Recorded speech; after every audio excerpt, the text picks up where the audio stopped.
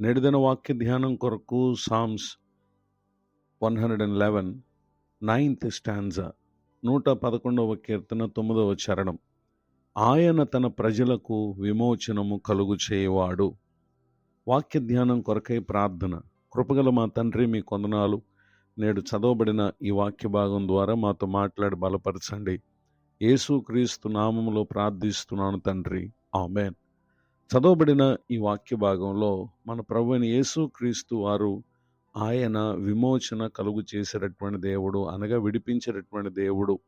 ఇటు దీవెన ఎవరు తమ జీవితంలో పొందగలరు అని అనగా, ఎవరైతే తన ప్రజలుగా ఉంటారో, అనగా ప్రజలుగా ఉండుట అనగా ప్రభువైన యేసుక్రీస్తునందు ఎవరైతే విశ్వాసం ఉంచుతారో నిశ్చయముగా వారికి ఉన్నటువంటి బంధకములు అది ఏ విధమైనవైనప్పటికీ పరిశుద్ధాత్మ దేవుడు విమోచన కలుగు చేస్తారు.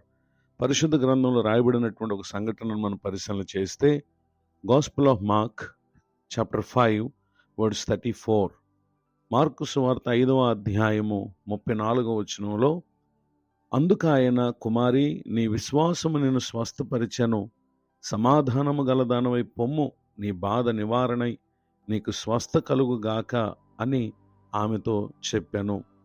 చదవబడినటువంటి ఈ వాక్య భాగంలో 12 సంవత్సరముల నుండి బలహీనత చేత బాధపడుతున్నటువంటి ఒక స్త్రీ అనేక వైద్యుల చేత ఎన్నో తిప్పలు పడి తన కలిగినంత వ్యయం చేసుకుని ఎంత మాత్రమును ప్రయోజనం లేక మరింత సంకటపడుట, అనగా మరింత వ్యాధిగ్రస్తురాలగుట మనం గమనించగలం.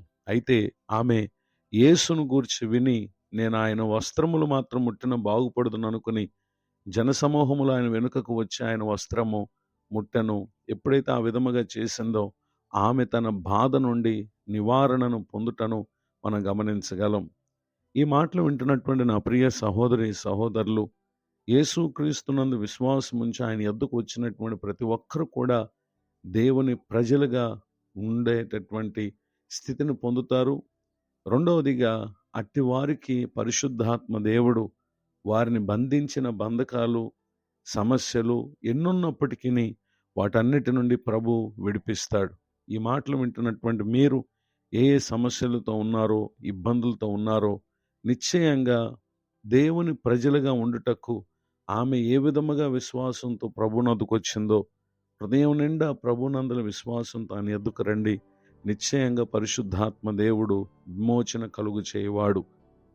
ఇటు దీవెనకు నా ప్రియులకు మీరు పాత్రులు కావాలని మీ కొరకు ప్రార్థిస్తూ కోరుతూ ఈ మాటలు ముగిస్తున్నాను. ప్రార్థన. కృపగల తండ్రి, వందనాలు. నేడు విన్న ఈ మాటల ద్వారా మమ్మలను మీరు దర్శించినందుకు స్తోత్రం. దైవజనులను, వారి కుటుంబాన్ని పరిచయం దీవించండి. నూతన సంవత్సర దయాకిరీటని దినం పొందిన మా పిల్లలను ఆశీర్వదించండి. కృపాక్షేమలు ప్రతి ఒక్కరు కలుగు చేసి దర్శించమని యేసుక్రీస్తు నామములో ప్రార్థిస్తున్నాను తండ్రి, ఆమెన్. తండ్రి, కుమార, పరిశుద్ధాత్మ దేవుడితోడే నడిపించునుగాక, ఆమెన్.